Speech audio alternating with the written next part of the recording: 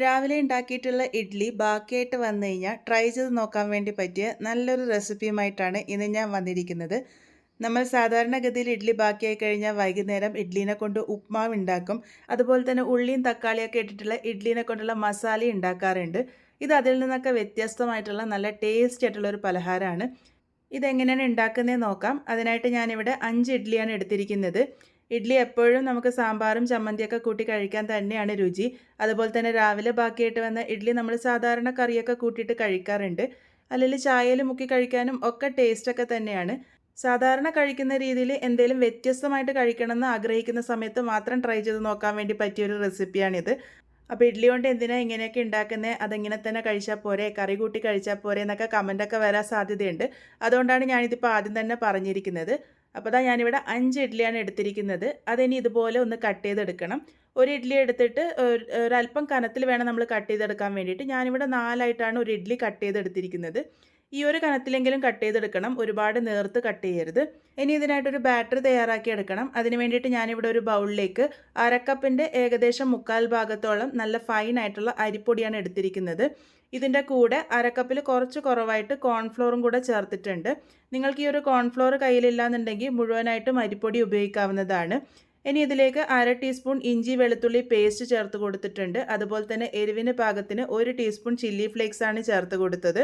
ഇതിലേക്ക് ഒരു 1/4 ടീസ്പൂൺ ഉപ്പും കൂടെ ചേർത്ത് കൊടുത്തിട്ടുണ്ട്. അതിൻ്റെ കൂടെ തന്നെ 1/4 ടീസ്പൂൺ കുരുമുളക് പൊടിയും കൂടെ ചേർത്തിട്ടുണ്ട്.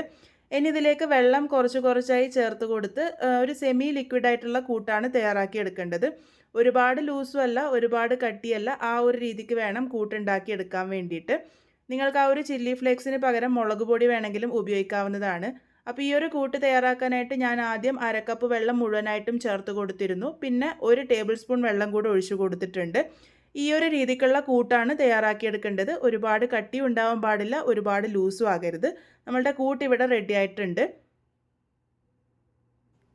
ഇനി ഡീപ്പ് ഫ്രൈ ചെയ്തെടുക്കാനാണ് പോകുന്നത്. അതിന് വേണ്ടിയിട്ട് കുറച്ച് ഓയിൽ നേരത്തെ തന്നെ ചൂടാക്കാൻ വേണ്ടി വെച്ചിരുന്നു.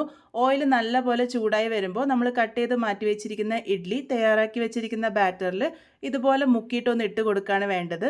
എണ്ണ നല്ലപോലെ ചൂടായിട്ടിരിക്കാൻ വേണ്ടി ശ്രദ്ധിക്കണം. അതുപോലെ തന്നെ ഇത് ഓരോന്നായിട്ട് ഇട്ട് കൊടുത്തതിന് ശേഷം ഹൈ ഫ്ലെയിമിൽ വെച്ചിട്ട് തന്നെയാണ് കുക്ക് ചെയ്തെടുക്കേണ്ടത്.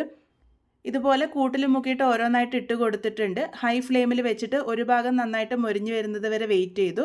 അതിനുശേഷം നമുക്കിത് മറിച്ചിട്ട് കൊടുക്കാം. അങ്ങനെ തിരിച്ചും മറിച്ചൊക്കെ ഇട്ട് ഹൈ ഫ്ലെയിമിൽ വെച്ചിട്ട് ഒരു ലൈറ്റ് ഗോൾഡൻ ബ്രൗൺ കളർ ആകുന്നത് വരെയാണ് ഇത് കുക്ക് ചെയ്തെടുക്കേണ്ടത്. അപ്പോൾ ഇതിപ്പോൾ ഏകദേശം പാകത്തിന് റെഡിയായി വരുന്നുണ്ട്.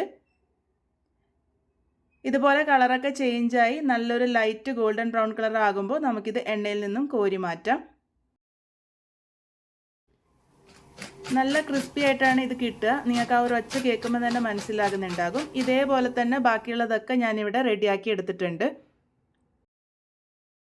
ഇനി ഇത് കോട്ട് ചെയ്തെടുക്കാനുള്ള ഒരു സോസാണ് തയ്യാറാക്കി എടുക്കാൻ വേണ്ടി പോകുന്നത്. അതിന് വേണ്ടിയിട്ട് ഒരല്പം വലിയൊരു പാൻ ഞാനിവിടെ എടുത്തിട്ടുണ്ട്.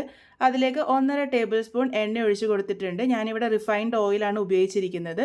നിങ്ങൾക്ക് ഒലീവ് ഓയിൽ വേണമെങ്കിലും ഉപയോഗിക്കാവുന്നതാണ്. ഇതിലേക്ക് 1.5 ടേബിൾ സ്പൂൺ വെളുത്തുള്ളി ചെറുതായിട്ട് അരിഞ്ഞതും 2 പച്ചമുളകുമാണ് ചേർത്ത് കൊടുത്തിരിക്കുന്നത്. അത് ഹൈ ഫ്ലെയിമിൽ വെച്ചിട്ട് ഒന്ന് നല്ല പോലെ തന്നെ വഴറ്റിയെടുക്കാം. ഇത് ഹൈ ഫ്ലെയിമിൽ വെച്ചിട്ടാണ് വഴറ്റിയെടുക്കേണ്ടത്. അപ്പോഴാണ് ആ ഒരു കറക്റ്റ് ടേസ്റ്റ് വരുന്നത്. അപ്പോൾ ഇപ്പോൾ വെളുത്തുള്ളിയുടെ കളറൊക്കെ നല്ല പോലെ തന്നെ മാറി വന്നിട്ടുണ്ട്. ഒരു ലൈറ്റ് ഗോൾഡൻ ബ്രൗൺ കളർ ആകുമ്പോൾ ഇതിലേക്ക് ഒരു മീഡിയം വലുപ്പത്തിലുള്ള സവാളയും 1 ക്യാപ്സിക്കത്തിൻ്റെ പകുതിയാണ് ഞാനിവിടെ ചേർത്ത് കൊടുത്തിരിക്കുന്നത്. ക്യാപ്സിക്കും സവാളയും ഞാൻ ഒരുപാട് കനം കുറച്ചല്ല അരിഞ്ഞിരിക്കുന്നത്, ഒരല്പം കനത്തിലാണ് ഞാനിവിടെ അരിഞ്ഞെടുത്തിരിക്കുന്നത്. അത് ചേർത്ത് കൊടുത്തതിന് ശേഷം ഹൈ ഫ്ലെയിമിൽ വെച്ചിട്ട് തന്നെ ഒന്ന് നല്ല പോലെ തന്നെ മിക്സ് ചെയ്തെടുക്കാം. ഇതൊന്നും ഒരുപാട് വേവേണ്ട ആവശ്യമില്ല, ഒന്ന് ചെറുതായിട്ട് വാടി വന്നാൽ മാത്രം മതി. ഇപ്പോൾ ആ ഒരു സവാളയും ക്യാപ്സിക്കം ഒന്ന് ചെറുതായിട്ട് വാടി വന്നിട്ടുണ്ട്. ആ ഒരു സമയമാകുമ്പോൾ ഫ്ലെയിം ഏറ്റവും ലോയിലാക്കി വെച്ചിട്ട് 2 ടേബിൾ സ്പൂൺ ടൊമാറ്റോ സോസ് ചേർത്ത് കൊടുത്തിട്ടുണ്ട്. ഇതിൻ്റെ കൂടെ തന്നെ 1 ടേബിൾ സ്പൂൺ ഗ്രീൻ ചില്ലി സോസും അതുപോലെ തന്നെ 1 ടേബിൾ സ്പൂൺ റെഡ് ചില്ലി സോസും ചേർത്ത് കൊടുത്തിട്ടുണ്ട്. ഇതിലേക്ക് 1 ടീസ്പൂൺ ഡാർക്ക് സോയാ സോസും കൂടെ ചേർത്ത് കൊടുക്കാം. അതുപോലെ തന്നെ 1 ടീസ്പൂൺ പഞ്ചസാര കൂടി ഇവിടെ ചേർത്ത് കൊടുത്തിട്ടുണ്ട്. ഇനി ഇതിലേക്ക് പാകത്തിന് ഉപ്പാണ് ചേർത്ത് കൊടുക്കേണ്ടത്. ഞാനിവിടെ 1/4 ടീസ്പൂൺ ഉപ്പാണ് ആദ്യം ഇട്ട് കൊടുത്തിരിക്കുന്നത്. ഇതിൻ്റെ കൂടെ തന്നെ 1/4 ടീസ്പൂൺ കുരുമുളക് പൊടിയും കൂടെ ചേർത്ത് കൊടുത്തിട്ടുണ്ട്. നമ്മൾ ചേർത്ത് കൊടുത്ത സോസിലൊക്കെ ഉപ്പ് കാണും, അത് മനസ്സിൽ കണ്ടിട്ട് വേണം ഉപ്പ് ചേർത്ത് കൊടുക്കാൻ വേണ്ടിയിട്ട്.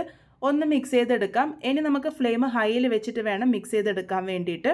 ഒന്ന് മിക്സ് ചെയ്ത് നോക്കിയതിന് ശേഷം ഉപ്പൊന്ന് ചെക്ക് ചെയ്ത് നോക്കിക്കോളൂ. കുറവായിട്ട് തോന്നുന്നുണ്ടെങ്കിൽ മാത്രം ചേർത്ത് കൊടുത്താൽ മതി.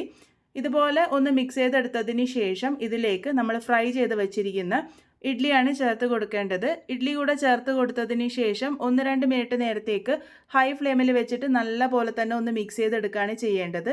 ആ ഒരു തയ്യാറാക്കിയിരിക്കുന്ന സോസ് നമ്മൾ ഇട്ട് കൊടുത്തിരിക്കുന്ന ഇഡ്ഡലിയിലേക്ക് നല്ല പോലെ തന്നെ കോട്ടായിട്ട് വരണം.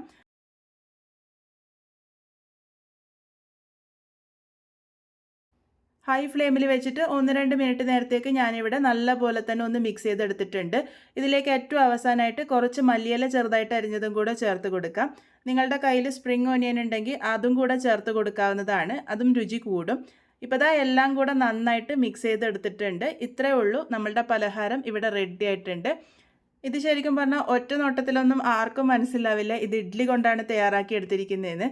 നിങ്ങൾ പറഞ്ഞാൽ മാത്രമേ ആൾക്കാർക്ക് മനസ്സിലാവുള്ളൂ. ഇഡ്ഡലി കഴിക്കാത്ത കുട്ടികൾ വരെ ഈ ഒരു രീതിക്കൊക്കെ ഉണ്ടാക്കി കൊടുക്കുകയാണെങ്കിൽ നല്ല ഇഷ്ടത്തോടു കൂടി കഴിക്കും.